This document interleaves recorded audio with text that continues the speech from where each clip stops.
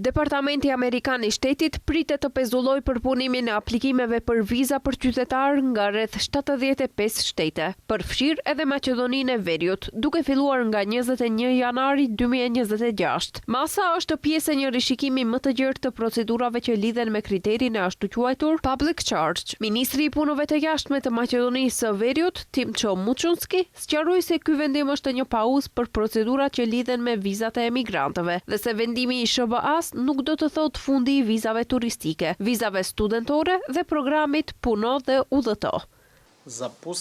Kjo nuk ndikon në të gjitha procedurat e tjera për lëshimin e vizave për në Shtetet e Bashkuara.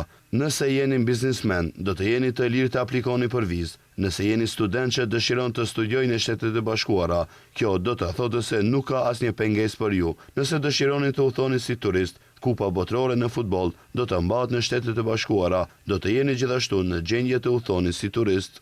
Mes të tjerash, ai tha se në 6 muajt e ardhshëm publiku do të befasohet pozitivisht nga ajo që mund të ndodhë në zhvillimin e politikës së vizave të SBA-s ndaj Maqedonisë së Veriut. Sipas tij, do të mbyllen shumë çështje që është tentuar të mbyllen për 20 vite.